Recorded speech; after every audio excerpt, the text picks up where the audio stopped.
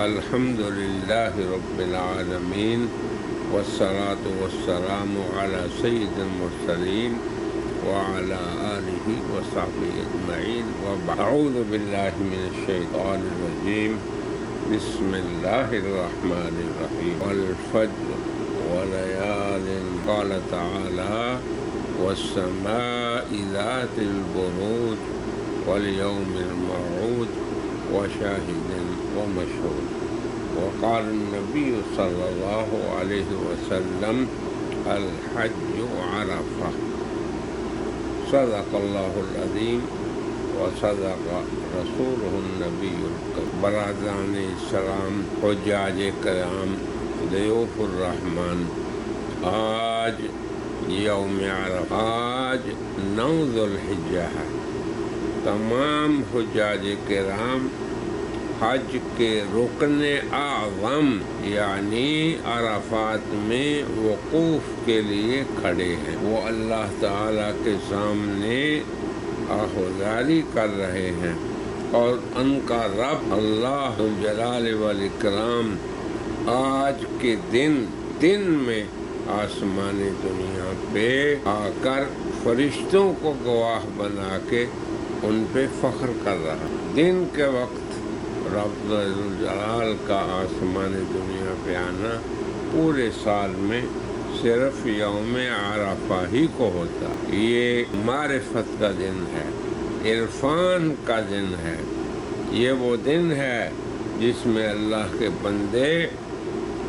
خالق حقیقی کی عظمت، اس کے جلال اور اس کی بڑائی کا صرف اقرار ہی نہیں کرتے بلکہ اس کا انہیں پورا یقین اور معرفت حاصل ہو جاتی۔ تو ہر حاجی جو اپنے وطن سے نکلا اور اس نے وہاں کے آرام و آرائش کو چھوڑا، مشقت کے بعد ایک طویل مسافت طے کرنے کے بعد پھر وہ مکہ مکرمہ جو ایک شہر ہے وہاں پہنچا، وہاں سے پھر اس نے خیموں کی بستی مینا کا رخ کیا، یہاں سے بھی وہ آج کوچ کر کے عظیم الشان مکان عرفان پہنچ گیا۔ یہی میدان عرفات یہاں کا وقوف حج کا رکن اعظم ہے۔ مکہ مکرمہ اور مشاعر مقدسہ میں صرف یہی وہ جگہ ہے یہاں پر رحمان کے تمام مہمان بیک وقت جمع ہوتے ہیں اور اس کی خصوصی عنایتوں اور رحمتوں کے مستحق قرار پاتے ہیں۔ آج کے دن اللہ کے سب سے بڑے نافرمان ابلیس اور انسانوں کے سب سے بڑے دشمن اپنے آپ کو سب سے بڑا ذلیل اور حقیر سمجھتا ہے، جیسے کہ حدیث میں آیا کہ شیطان کو آج کے دن سے زیادہ ذلیل اور پریشان نہیں دیکھا۔ کیوں؟ لما یرا، جو وہ دیکھتا ہے، مشاہدہ کرتا ہے کہ حق تعالی شان ہونے اپنے بندوں پہ کس قدر عنایات اور رحمتیں کر رکھی ہیں۔ اللہ اکبر، یہی وہ جگہ ہے یہاں پر حجاج کرام اپنی انفرادی خیر کو اور اسی طرح امت کی اجتماعی حاجات کو اللہ کے سامنے پیش کرتے ہیں۔ حجاج کرام کی اس میدان میں ایمانی کیفیت اور ان کے اندرونی خوشی اور شعور اور وجدان کو قلم و کرتاس یا انسانی زبان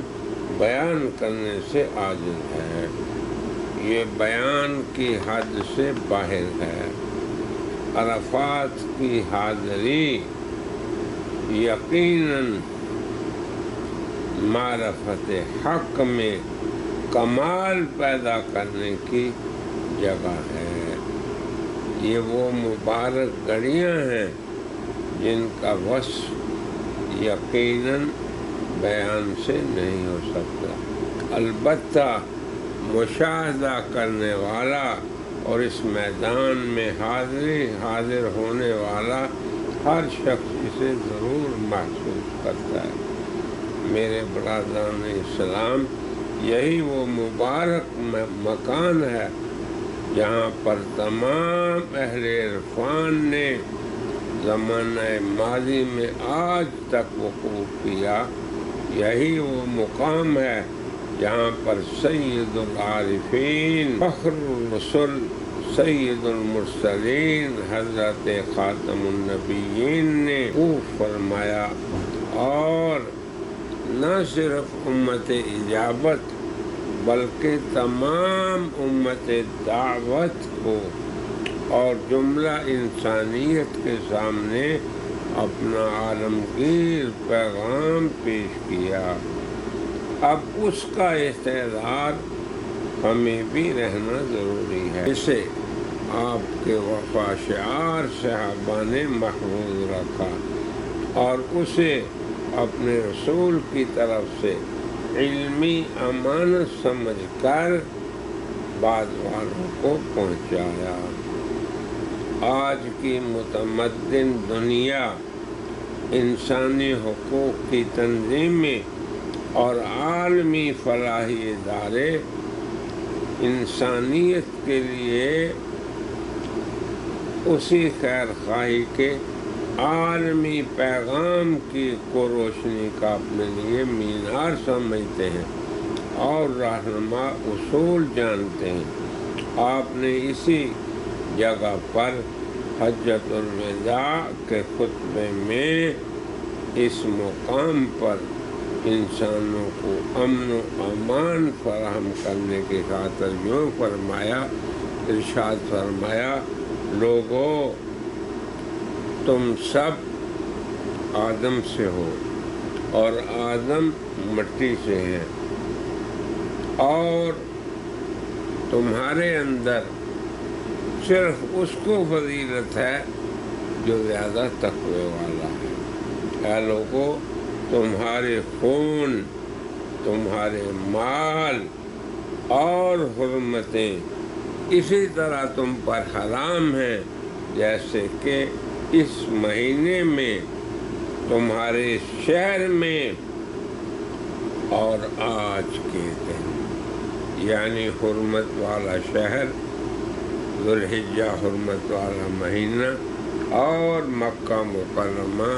حرمت والا شہر، اور عرفات مطہر حرمت والی جگہ۔ پھر آپ نے فرمایا کہ جاہلیت کی ہر چیز میرے قدموں کے تلے ہے۔ جاہلیت کی خون ریزی جو سال ہر سال نسل در نسل چلتی تھی، انسانیت میں انتقام کے نام پر کچھ تو خون کی ہولی کھیلی جاتی تھی، اسے بھی آپ نے مؤثر ترین بیان سے روکا اور فرمایا، میں سب سے پہلے اپنے خونوں کی معافی میں سے ابن ربیع ابن الحارث ابن عبد المطلب کا خون معاف کرتا ہوں، یعنی اپنے خاندان اور اپنی ذات سے شروع کیا جو بنی سعد میں پرورش پا رہے تھے کہ حذیل نے انہیں قتل کر دیا۔ پھر اسی جگہ پہ نبی کریم صلی اللہ علیہ وسلم نے تمام انسانوں کی معاشرتی اور اجتماعی زندگی کے ایسے اصلاحی ضابطے بیان فرمائے جن سے انسانوں کی معیشت،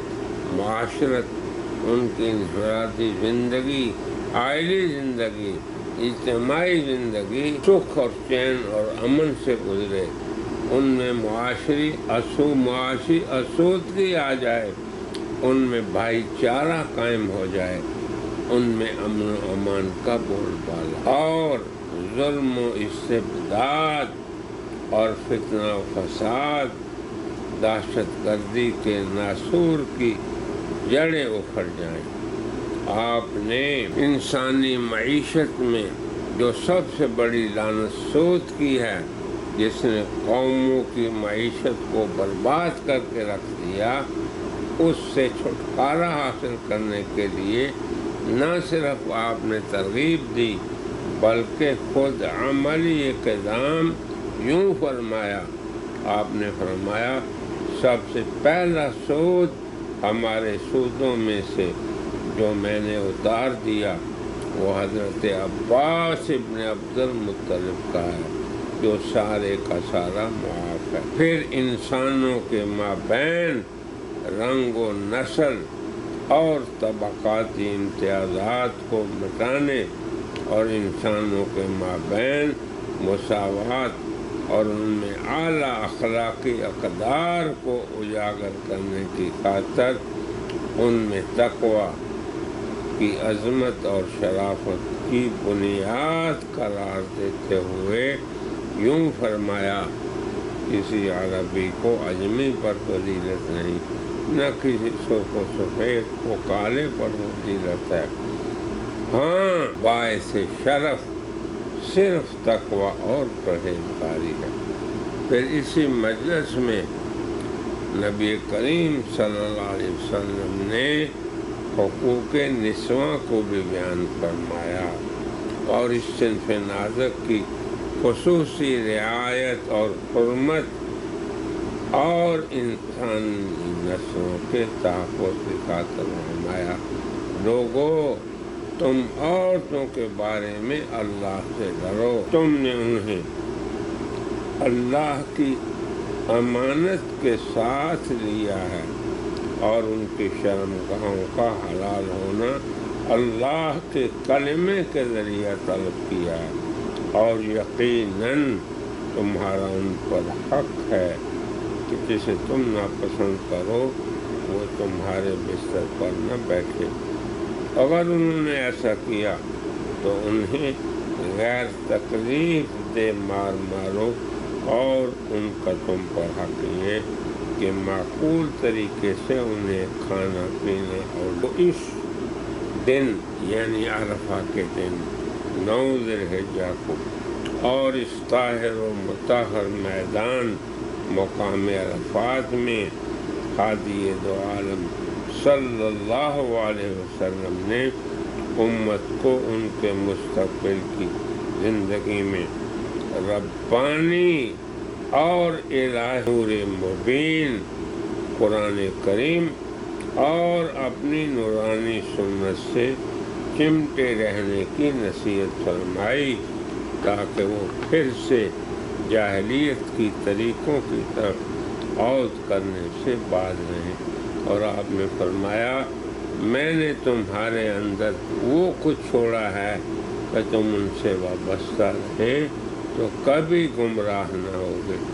اور وہ اللہ کی کتاب۔ برادران اسلام، ضیوف الرحمن، عرفات کا موقف تمام عالم کے مسلمانوں کو نبی کریم صلی اللہ علیہ وسلم کی طرف سے دعوت حق اور شریعت کی تعلیمات کو پوری وضاحت سے بیان کر دینے کا شعور عطا کرتا ہے۔ ہم سب سے آپ نے امت سے مخاطب ہو کر فرمایا تم سے میرے بارے میں سوال ہوگا تو تم کیا کہو گے؟ تو سب نے عرض کیا ہم گواہی دیں گے کہ آپ نے دین پہنچا دیا، امانت ادا کر دی اور امت کو نصیحت فرما دی، جس پہ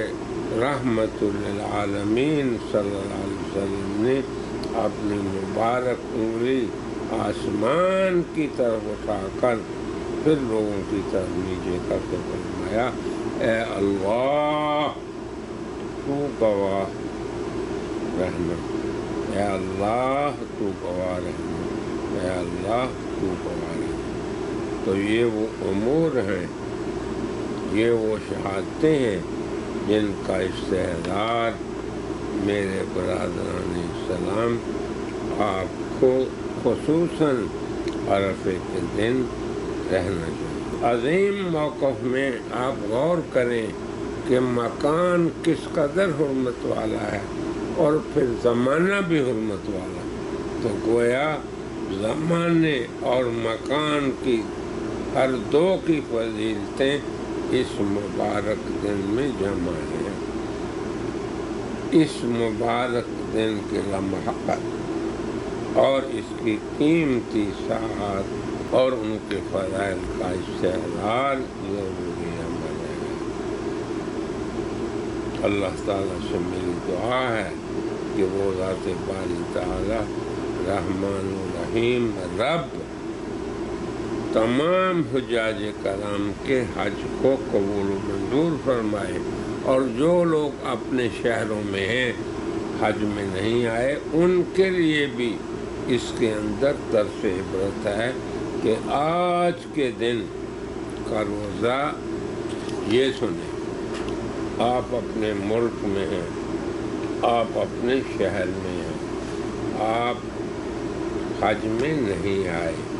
مگر حج کا چاند آپ پہ چڑھا ہے، حج کا مہینہ آپ کے پاس پہنچا ہوا ہے، تو آپ نے کیا کرنا ہے؟ آپ نے یہ کرنا ہے کہ اس دن میں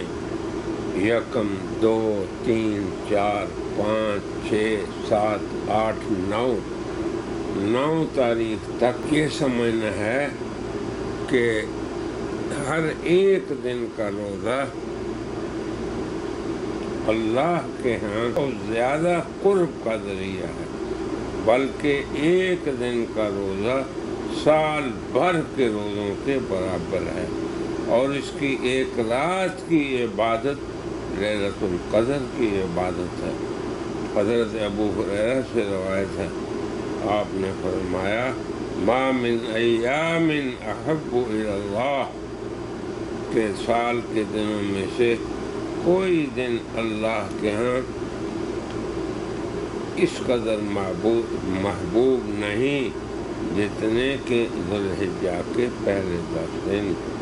یعدل الصیام کل یوم منہا بصیام سنۃ، ایک دن کا روزہ سال کے برابر ہے، اور ایک رات کا قیام لیلۃ القدر کے قیام کے برابر ہے۔ اے میرے احباب کرام، اے میرے احباب جو اپنے اپنے ملکوں میں ہو، کیا یہ احکام آپ کے لیے نہیں بلکہ حجاج کرام کے لیے تو یہ ہے کہ وہ روزہ نہ رکھیں تاکہ خوب عبادت کر سکیں 9 ذوالحجہ کو، مگر آپ جو اپنے گھروں میں ہیں آپ کو تو اس فضیلت کو دیکھ کر کوشش یہ کرنی چاہیے کہ آپ ضرور روزہ رکھیں۔ آپ کی ازواج مطہرات بیان کرتی ہیں کہ کان صلی اللہ علیہ وسلم یصوم 9 ذوالحجہ، کہ آپ 9 ذوالحجہ کو روزہ رکھتے تھے۔ پھر آگے حضرت عمر بن خطاب فرماتے ہیں کہ یہود کے ایک آدمی نے امیر المومنین عمر فاروق سے کہا کہ تمہارے اندر ایک آیت ہے جس کو تم پڑھتے ہو، اگر ہمارے اندر یہود کے اندر وہ آتی نازل ہوتی تو ہم اس دن کو عید بنا دیتے۔ اب غور کریں کہ یہ دن کون سا ہے۔ حجاج کرام کے لیے بھی لمحہ فکریہ ہے، اور دنیا کے تمام مسلمانوں کے لیے بھی جو جہاں بھی رہ رہے ہیں۔ تو فرمایا الیوم اکملت لکم دینکم واتممت علیکم نعمتی، یہ ہے کہ جس میں آپ نے فرمایا کہ آج تمہارے لیے میں نے تمہارے دین کو مکمل کر دیا اور اپنی نعمت کو تم پہ تمام کر دیا۔ تو حضرت عمر نے فرمایا قد عرفنا ذلک الیوم والمکان، اس سعودی کو کہا کہ ہمیں اس جگہ کا بھی یاد ہے جس میں یہ آیت نازل ہوئی، یعنی یوم عرفہ، اور اس مکان کا بھی یاد ہے جس میں یہ آیت نازل ہوئی، اور وہ عرفات کا میدان ہے۔ اور وہ قائم بعرفۃ یوم جمعہ، اور دن بھی یاد ہے، اور وہ دن تھا جمعے کا، کیونکہ نبی کریم صلی اللہ علیہ وسلم کا حج یاد رکھیں جمعے کے دن تھا۔ تو 9ویں تاریخ کو جسے یوم عرفہ کہا جاتا ہے، آج ہم اس پہ گفتگو کر رہے ہیں۔ حضرت عائشہ فرماتی ہیں کان رسول اللہ صلی اللہ علیہ وسلم کان رسول اللہ صلی اللہ علیہ وسلم یقول صیام یوم عرفہ کا صیام 1000 یوم، کہ عرفات کے دن 9ویں تاریخ 9 ذی الحجہ کو برادران اسلام روزہ ایسے ہے جیسے 1000 دن کا روزہ۔ تو بہرحال یہ چند فضائل تھے آج کے دن کے جن کو میں نے ذکر کیا، اس امید پہ کہ ہمارے برادران اسلام وہ حج پہ آئے ہوئے ہیں وہ بھی یاد رکھیں کہ انہیں میدان عرفات میں کن کن امور کو ذہن میں رکھنا ہے، استحضار کرنا ہے، اور جو اپنے اپنے ملکوں میں ہیں وہ بھی یاد رکھیں کہ ان مبارک گھڑیوں، مبارک دنوں اور مبارک راتوں کو ضائع نہیں ہونے دینا، اور اللہ کی بے پایاں رحمتیں جو نازل ہو رہی ہیں اپنے بندوں پہ، ان سے خوب فائدہ اٹھانا ہے اور اپنے رب سے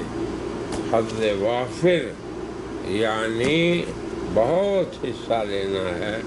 اور اللہ کی ان رحمتوں کو خوب لوٹنا ہے، اور اپنے لیے اور اپنی امت کے لیے اور اپنے دین کے لیے اللہ سے خوب مانگنا ہے۔ اللہ تعالیٰ دینے والے ہیں، صرف ہماری توجہ اور ہماری طلب سے اللہ تعالیٰ دیکھتے ہیں۔ اس لیے تو فرشتوں کے سامنے کہتے ہیں کہ اے فرشتوں ہؤلاء عبادی جاؤ شعثا غبرا، بکھرے ہوئے بال ہیں، غبار آلودہ ہیں، اور کس لیے آئے ہیں؟ مجھ سے میری مغفرت مانگ رہے ہیں۔ تم گواہ رہو میں نے ان کو ان کا سوال دے دیا۔ اے میرے رب تعالیٰ اور اے میرے برادران اسلام، اللہ کی معرفت سب سے زیادہ جس دن ہوتی ہے اور عرفان کا دن یہی یوم ہے۔ اللہ تعالیٰ ہم سب مسلمانوں کو، حجاج کرام کو، اور جو اپنے وطنوں میں ہیں، ان مبارک ساعات اور گھڑیوں کی قدر جانے کی توفیق عطا فرمائے۔ وآخر دعوانا